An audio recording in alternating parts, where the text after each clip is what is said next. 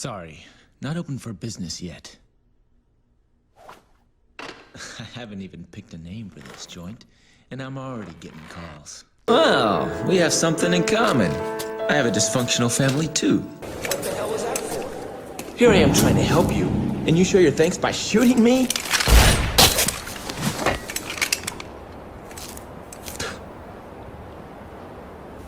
Whatever.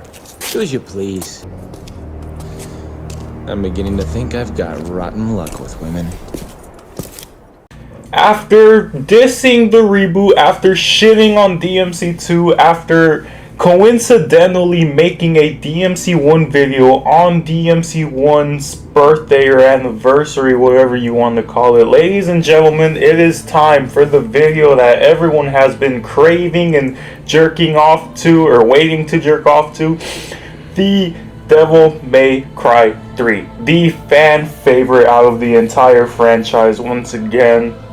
Now, this game is such a soft spot for me because I have played this game since childhood. This was the first Devil May Cry game that I've owned, and it's just so iconic for me.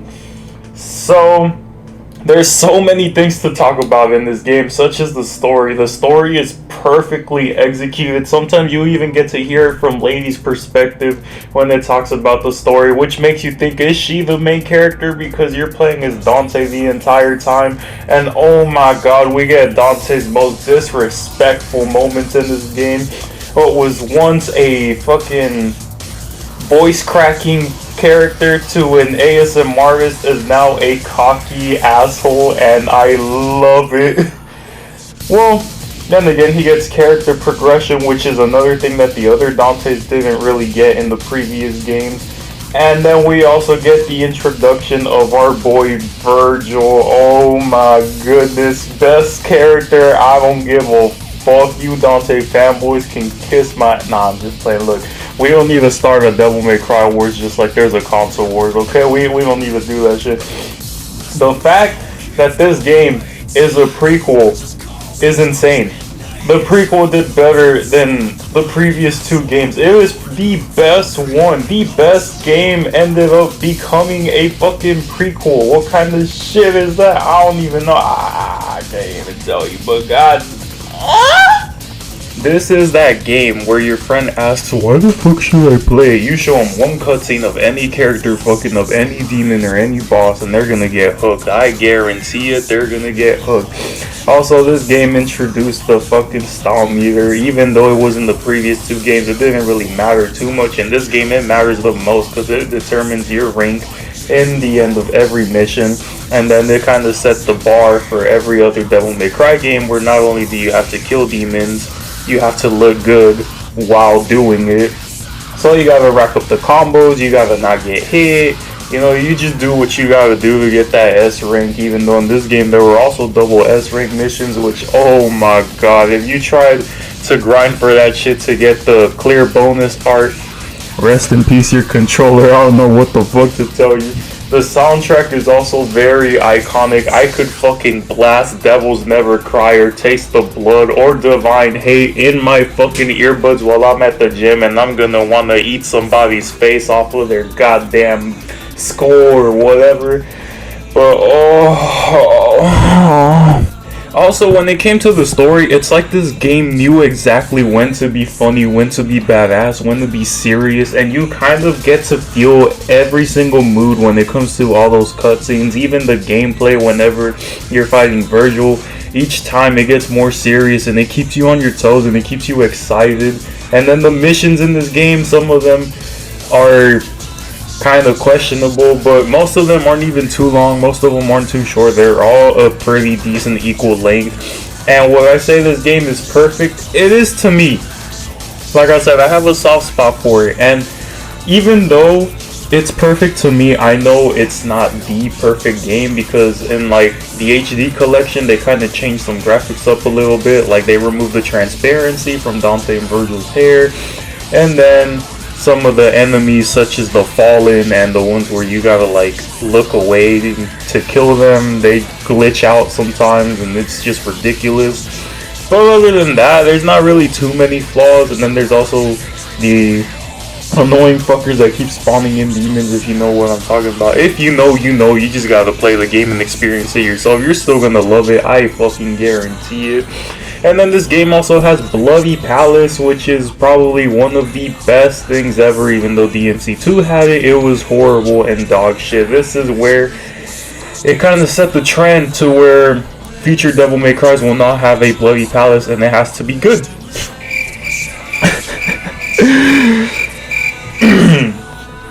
Also, the weapons, oh my god, some of the most iconic ones you will ever get. You get the Kalina, you get the Cerberus, you get the Navon, you get Agni and Rudra, you get Beowulf, even though there's always gauntlets in every Devil May Cry game for some fucking reason. But I feel like it's a tie between Beowulf from DMC3 and Balrog from DMC5. I feel like those two are the best ones. You could argue that Ifrit's pretty good too, but in comparison to those other two, I don't really think so. And then you also get the fucking Devil Trigger abilities, which no one really talks about. So for example, if you use the Navon and use the Devil Trigger for it, you will heal the fastest. If you use the Cerberus while in Devil Trigger, you will get the most speed out of it. If you use it for Beowulf, you'll get the least knockdown resistance, and that kind of shit is like little hidden features that this game never really mentions or brings up. Also, hidden features in this game, that is a big thing in this one.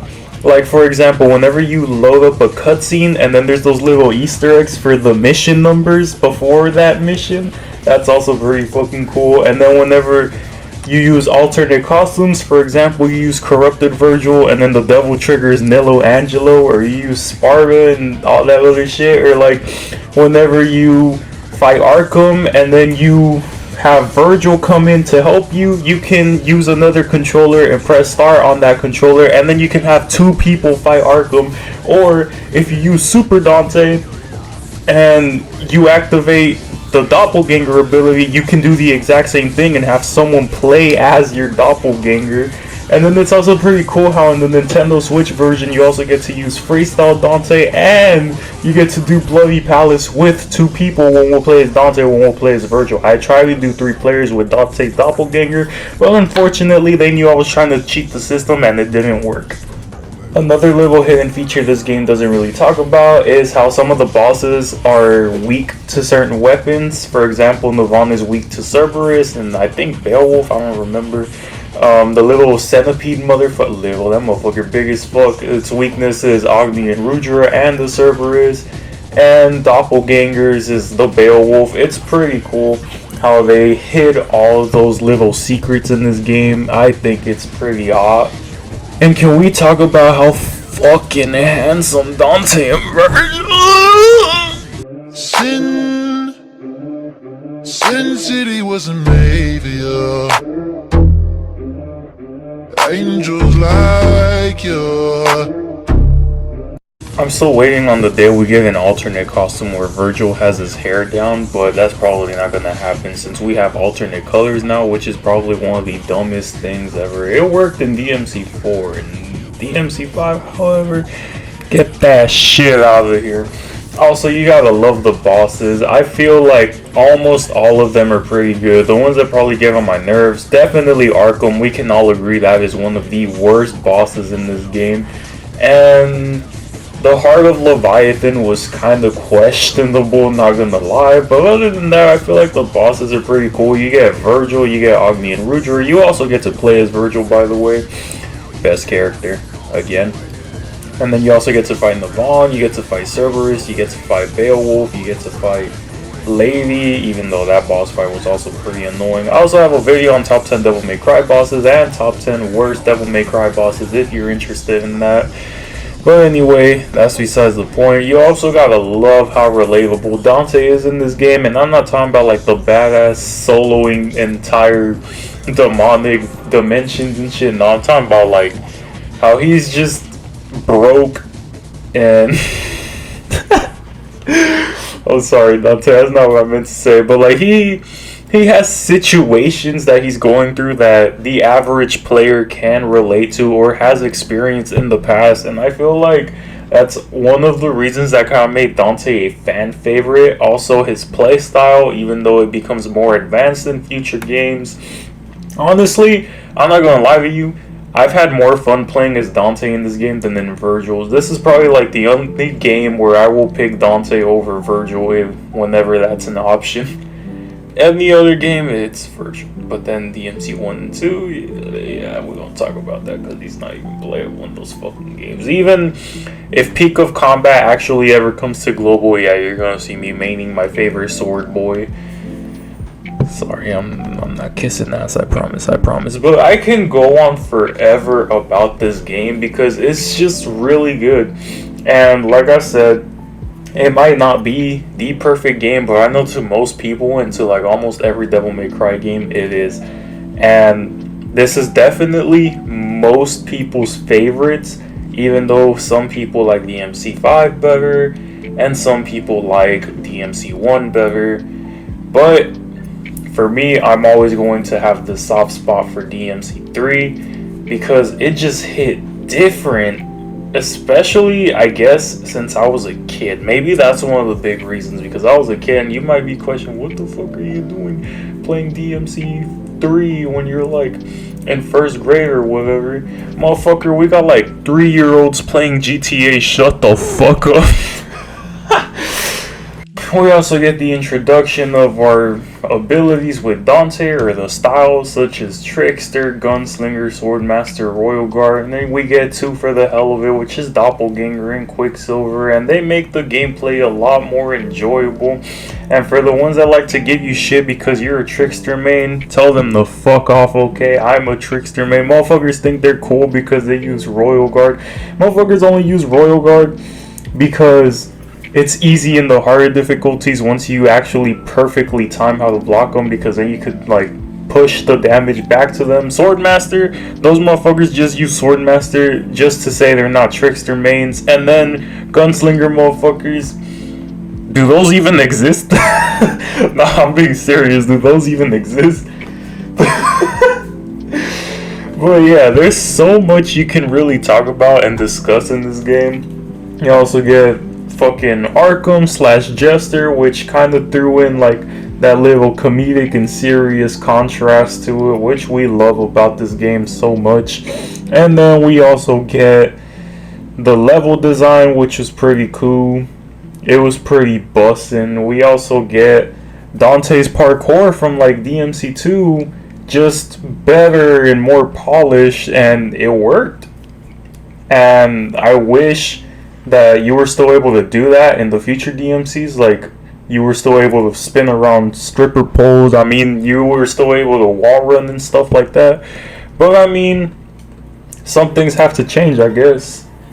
Besides, we're probably gonna get the HD collection for PS5 and Xbox Series X in like a few years instead of DMC6, or a fucking remake. I would have loved to see a remake of any DMC 1 through 3, maybe even 4, and you know, just give it better graphics like they did with Resident Evil. But unfortunately, Capcom is notorious for laziness when it comes to their franchises. They kind of start things and then just put them aside, and the reason why they don't really do that with Resident Evil is because, I mean, it was one of the first video game franchises to ever introduce zombies in video games, so I kind of understand why.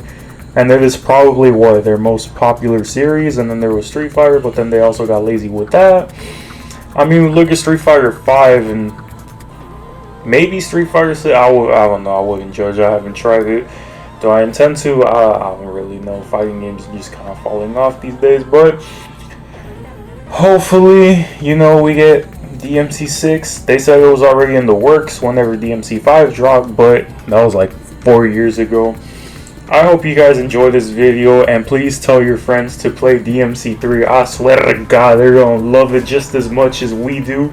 And go ahead and share this video with your friends too, in case they ever ask, why the fuck do I want to play it? Just be like, oh, look at these nuts 21985's video. He kind of summarizes it for you in less than 20 minutes.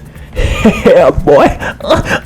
But anyway, thank you guys so much for the love and support. We're almost at 400 subs, which is crazy how we're about to get that 200 sub boost in the same year when I've been at like 260 for a long ass time.